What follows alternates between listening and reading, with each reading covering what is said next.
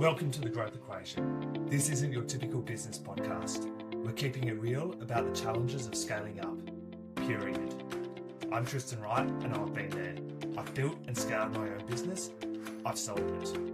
I've learned a ton along the way. Now I'm bringing you the no BS stories of founders who are in the trenches right now, navigating that messy middle. We're talking advertising, marketing, design, creative, branding, the whole 9 yards. Doesn't matter if you're a solopreneur or running a team of 100. Everyone's got a secret sauce. That thing that makes them different, better. We're going to uncover it. So grab a coffee and let's get real.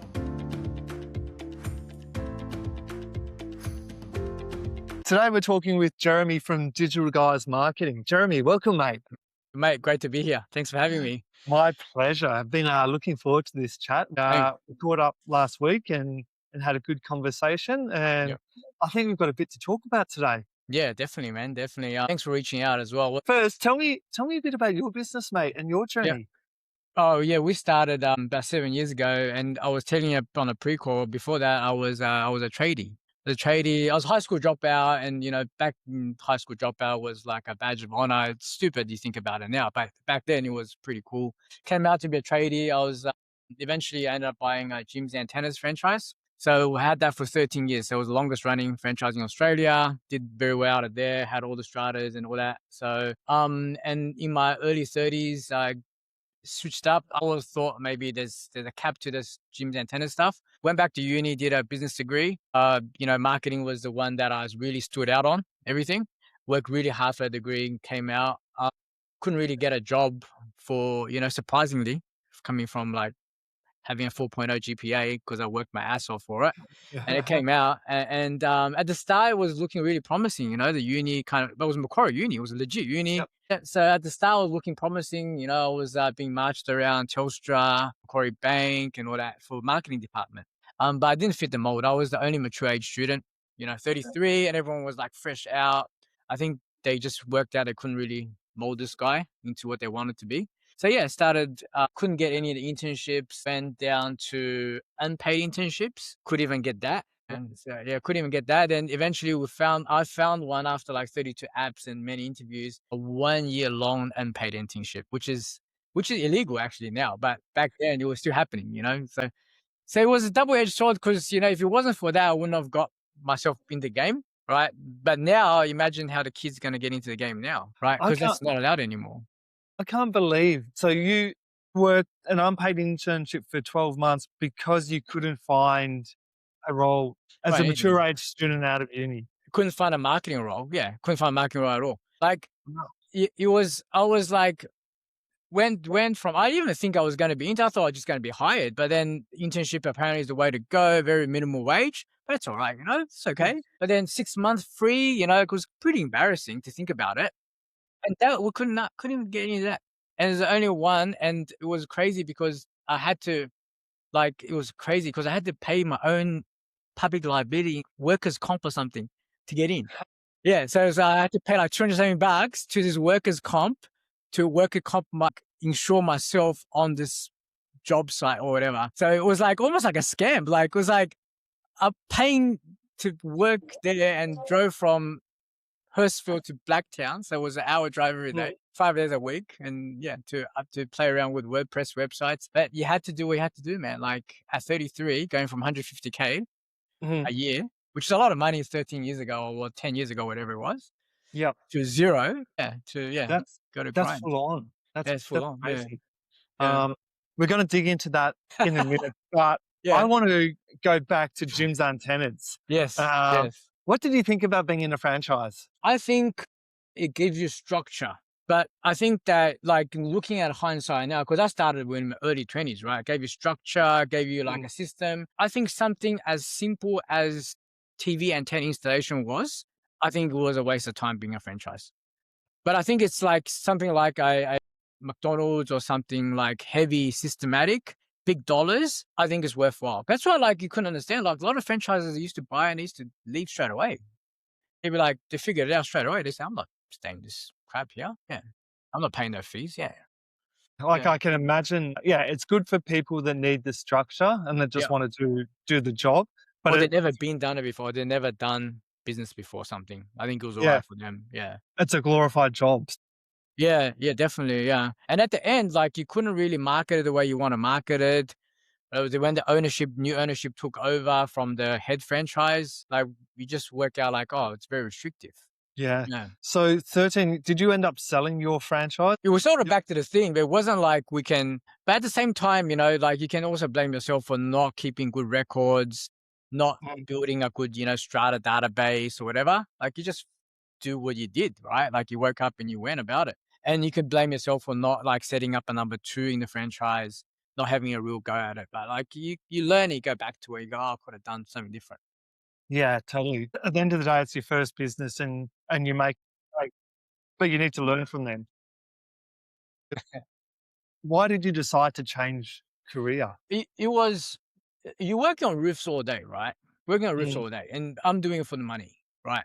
And I'm scared of No heights. passion. No passion. I'm scared of heights. Like, every day, like, you're just putting food on the table, it's just big money. And then on rainy days, like, you couldn't be working, so there was fluctuation. Mm. And there's it's a dangerous job as well. So Yep. eventually, you go, "Well, I'm a smart guy. I'm kind of meant for more than this," And then you go, "Oh, it's time to do something else." And also, there's also the hidden psychology side. My dad's a high school teacher when he's in China. I'm the only son. Didn't finish high school. People talk in the community. So there's always Yep. that thing. Said maybe I should, fulfill that little thing and make people happy. Yeah, okay. Yeah. So you did it not just to challenge yourself, but also for your family, for your parents. Yeah, for like, it was probably like some hidden kind of insecurity thing. Like, Yep. it was definitely a challenge, but it was also, there was other, like, probably hidden reasons when I look at it in hindsight. Yeah, okay. Yeah. Interesting. Uh, Yeah. I'm always big on not living your life on other people's goal plans. But what you've just said is like knew you're capable of more, but part of it was for others as well. Part of it was like to fulfill some unfulfilled thing. Like, hey, I wonder what could have been if I did, stick it out, et cetera, right? Yeah, because it was cool at the time to be a dropout, whatever. Like, at 30s, do you know what I mean? Like, well, you figure something out, and you kind of go, "Oh, what would have happened if I went for it?" Yeah, so go, "Well, let's see if I can still do it now." And it was like some people go like, "Nah, man, don't do it. It's very, very hard to do it." Yeah, but it was fun because I didn't know I was gonna do marketing. I didn't know what I was gonna do. Yeah, no, no, no, no. I went for a business degree. I went for business degree, and at that first year, I didn't know how unis worked. I thought it was going to be full on. So, I sold my business. I cleared up my calendar. I thought uni's full on. Then you go uni. It's like one period here, one period here. That's it, the rest of the week's empty. That's how unis work. I didn't know that's how unis worked. When I was doing the first year, people were really awkward when it came to marketing. There was accounting, economics, whatever. Like, there was other subjects and people were very fluent at, but marketing, they were very, like, very awkward, very frigid in speaking. Like, people didn't like it, and I was like, this is my area. Yeah, yeah. So then that's why I excelled. That's why I doubled down on that. Yeah, Yeah. yeah, nice. So after your internship, did you go straight to setting your business up or did you find a job or No chance. So I was at the place of the first internship. There was somebody watching a video, and I heard this voice. They were talking about paid advertising, this, that. And I looked up, I said, "Who's that?" They go, "Oh, that's Ilana. She teaches people how to do Google Ads." I said, "I'm gonna look her up when I'm done here." So that's what I ended up doing. So I looked her up. I say, "Hey, man, I heard you when I was working at this free thing. Are you looking for anyone? I loved your teachings. I'd love to work for you." And then she allowed me to come in. We met. So she runs a business coaching, teaching that community, people who want to do ads. So she Yep, still has it now. So at the time, of course, she has to have some clients because she has to be able to show her stuff too, right?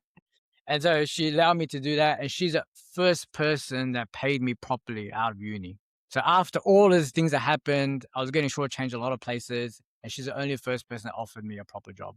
So I yep. worked under her. We were in the eastern suburbs. We worked for about a year together. And then she said, "Look, Jeremy, like, I'm not going to set up a big agency. And, I'll set you up with some clients. You give me some money for these clients. And then, you go do your own thing." Yeah. And that's how I got started. That's Yeah. what's happened. So you never actually intended to set up an agency? Don't even know what it is. Never heard of it. Never heard of Mad Men. Never watched TV show. Don't know what an agency is. Wow. Saw Sabri and King Kong's ads and stuff. Didn't know what that is. Just saw because agencies. Never heard of it. So I didn't even know what a media buyer was. Nothing. Yeah, wow. So you literally fell into it. Fell into it. I thought I was going to work for Ilana forever. And she turned around one day. She said, look, I'm not going to build a big agency, right? And you're probably more suited for that game than me to go around building stuff, right? She's got, family, 3 kids, you know what I mean? Like I was, on my own at the time. I was more gung-ho, 24/7, nonstop, figuring stuff out. Yeah. She knew. Yeah. So when I was about to ask, when did family come along and how did that get involved? But that all happened after you set up the business. So set up business around the same time. So at the time when I was quite embarrassing because, I'm online dating and I couldn't tell people what I did because I was unpaid intern. I had to do, so write things in a different way kind of thing. Yeah, was lucky enough that, found my wife. At the time it was so about the same time we got married when we opened up Digital Goliath. Yeah, so about 2019. So about a year, probably a year before COVID or 9 months before COVID. Yeah. It was a good time. Yeah. Yeah. So growing business, growing family, all at the same time. All at the same time. It's crazy. Yeah. Where is the business today? What does it look like? Yeah. So business today. So from then it was about had my first local hire, really good kid coming out of uni. So I didn't want what happened to me to happen to him. So I paid him straight away, like a proper rate, like smart kid, 4 year in math. So I still talk to him now. He's actually the head of marketing in Philips Electronics. So I hired him, had him for 2 years. And I think that because of my family and all that, I didn't take many risks in growing the business. Right. And from my years earlier, I always knew to hire from the Philippines, that kind of thing. So I went down that road. So with a hybrid system. And then when the kid from Australia, when he moved on, I just continued hiring from the Philippines and building my team in the Philippines. So to me, the model, because I came from small business and you are a coach and, I love to hear your perspective on this, is to me, in the paid ads game, especially when you're working for small and medium-sized businesses, there's got to be value in terms of how much it costs them to do the stuff, right? So cost pressures. So for me, being at the helm, being in the driver's seat, and having a lower cost base, right, is important because I can keep the costs down and it makes more sense to businesses to stay and, churns less. Everyone's happy. Everyone's making money, that kind of thing. I think when the monthly retainer is a bit too high, it's 1.2 or something, and they're only spending $2,000. The math doesn't math, bro. Yeah. That's what I think. But the different people have different perspectives. I'd love to hear your take, coaching so many businesses and agency game. Yeah. What's your take on that? For me, it's a global economy and different people have got different skill sets. It doesn't matter where you are as long as you can deliver the outcome. So, it's about what's in our brain and what our value is, what's our perceived value. So people that say the Philippines or India or Vietnam don't work, I see that as a bit closed-minded because they can work. You've just got to set it up correctly. Obviously, some roles are better in person and you're not going to get it. And some people work better in person. You can't get away from that. But you've got to have an open mind to work out what's going to give you best bang for buck and best outcome. Yeah, for sure. So that's what I ended up going with. It was definitely tough at the start when you try to figure stuff out, at the first few hires. But once you get on a roll and there's a bit of a culture and people are talking among themselves, working things out, trainers are training others and things like that. Yeah, it's much easier game. Yeah. You definitely, it's often a lot easier to hire someone onshore because, especially if you don't have the skill sets, because you can work side by side and communicate a lot easier. But in saying that, often you can't afford that straight up. Afford it. Very hard because I'm listening to some of your podcasts. This guy's go, oh, I have a partner, or we just rented this place. There's 6 of us. I'm like, man, how are you even making any money like this? That's 120, 200 grand. You know what I mean? How are you even testing any tools? People are sitting around $35 an hour, $45 an hour. You're testing tools. That's $400 or $500 gone. What are you doing, bro? You know what I mean? So I'm glad they can make it work. I swear, I think about it all the time, and I don't think I can make it. Yeah. Oh, you probably can, but you're not going to. A lot of Yeah. people don't need to pay themselves a lot in the early days. So, yeah. But you came into it like, yep, I need to make myself money. Let's do it smart.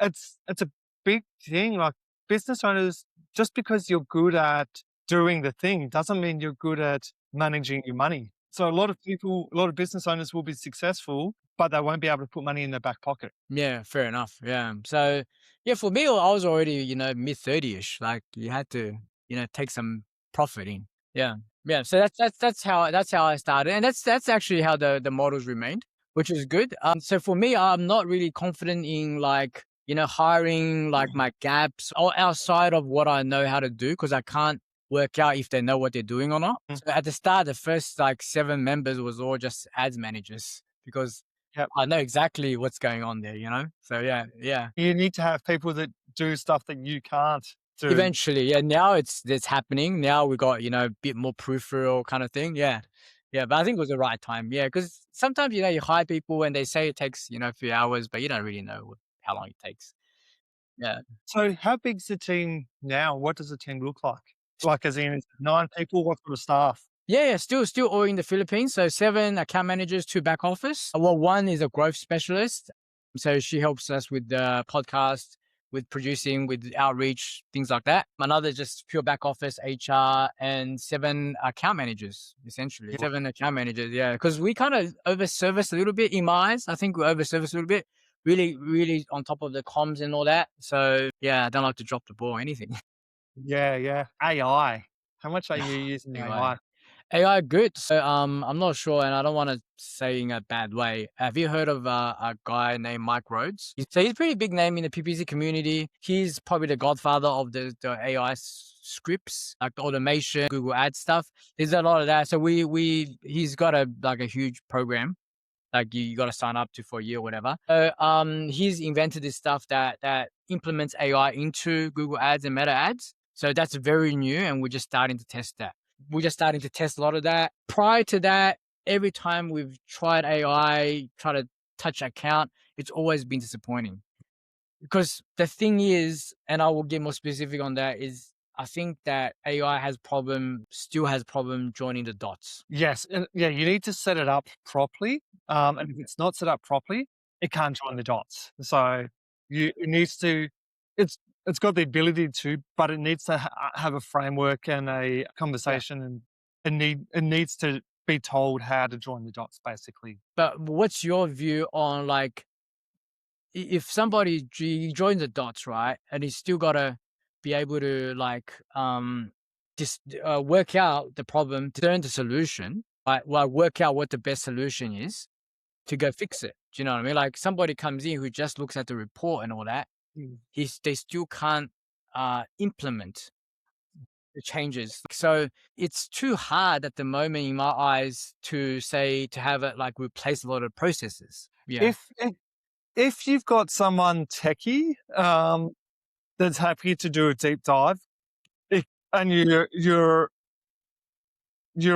know what your processes are, it can probably get you 80% of the way there.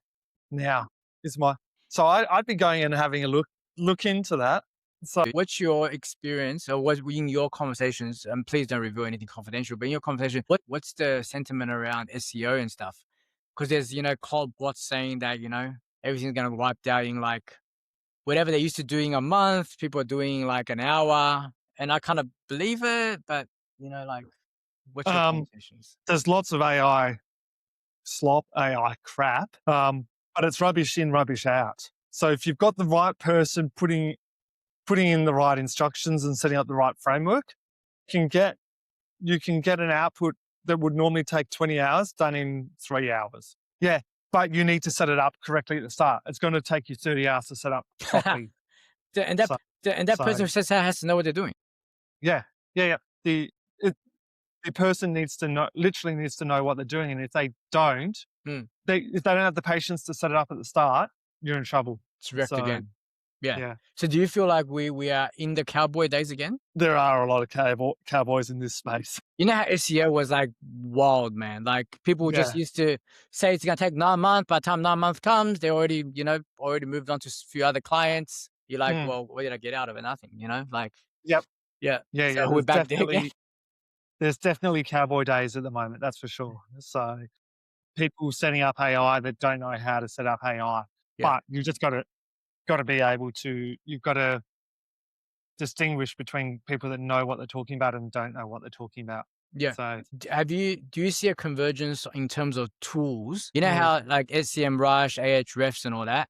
I'm waiting for the winner to come out to say this is the authority on AI, who's ranking where. Do you know what I mean? There's too Yeah. scattered right now.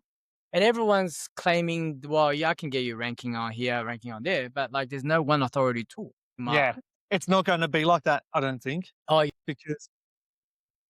because there's because AI allows you to spin up a new tool in a week or two rather than 12 months, 2 years. There's just going to be so many different offerings. right. Do you think it'll converge? Because I feel like as a marketing department or as a like external department, somebody has to go back to, report it to the brand and the marketing, manager there or whatever. And they have to have a authority tool or number. And my view is like it's too scattered right now. Like everyone's making up their own numbers on how much growth they're having or predicting. I don't know, like it's just so fast moving. Yeah, it'd be very interesting to observe it. Yeah. In terms of AI and creatives too.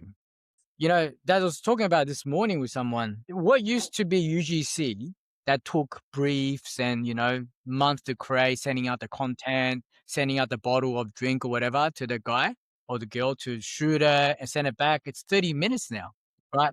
Because you just some prompting, some, thing and you're done.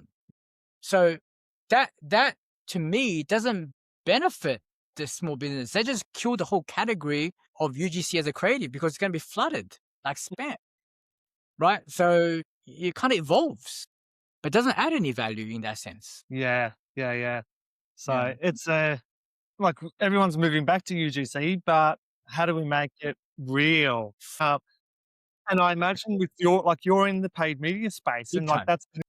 that's an issue for you right now. Big time. That's a big issue. That's a lot of conversation because UGC used to be, well, I think it is still some of the best like creative types to use, right? Especially meta ads. But with this flooded, it's not going to help businesses produce more content and it's worthy. It's just going to, it's just not going to stand out. It's not going to get cut through.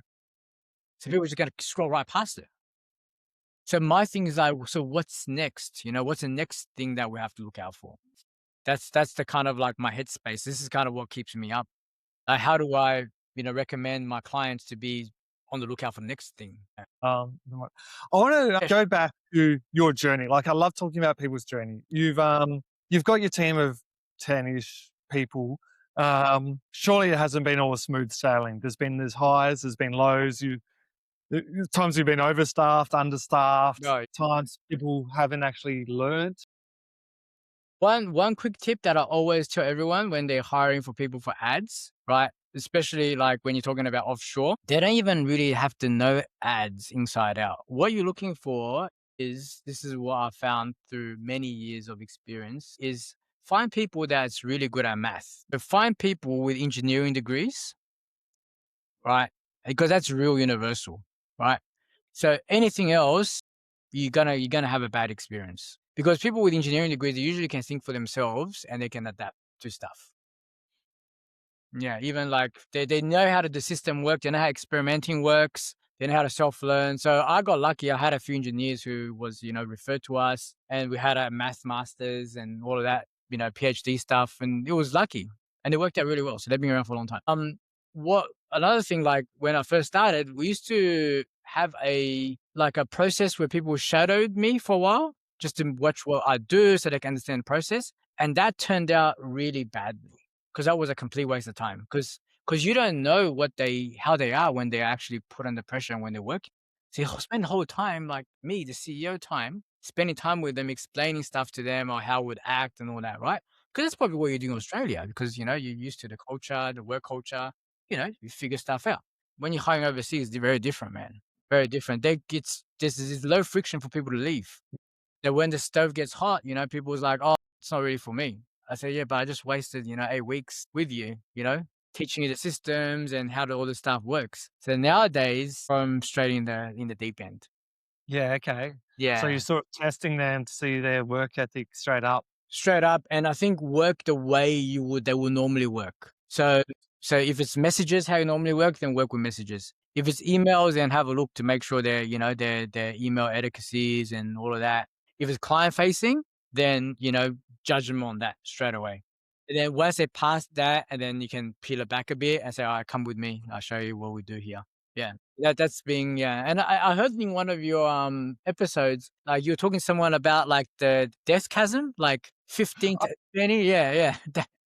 It's just crazy. Yeah. I've never, I don't have that. I think the most I've got was about 12. And I can already feel it. Like things are, getting out of hand. Like people are working on things that I didn't ask them to work on, or, they're not rowing the same way. Yeah. Do you have anything to share about like that death chasm? You've probably seen it a few times. Yeah. Yeah. Like it's literally the size of the business where you can't have an oversight over everything. But you're not making enough profit to be able to have someone that is not revenue generating, so overseeing it. So yeah, so and sometimes it happens a tiny bit earlier, sometimes it happens a bit later, depending on the business. But yeah, if you need to have someone supporting you to oversee everything, but if you're not making enough money to cover it, you're going to be going backwards. My fear is, like the typical pod model where, you have your local as a manager, right? The guy that cracks the whip, right? But he or she might not be the best technician, but they're good at cracking the whip, right? And sometimes you lose that touch to your frontliners, right? So the guy cracking the whip is telling you one thing, and then, they might not be representing the story correctly. Yeah, there's a fear of that. So I'd love to hear, your take to see if that happens with the people you coach, or if that's a common problem, or not really. Yeah, it definitely is. And it's about finding the right person to be your 2RC and making sure you need to be able to trust them. You need to, like, because there's a lot of soft skills in this role. So it's not a role that you want to get a junior into. It's someone that has done it and bring their own way with it. So like, they don't have to do it your way.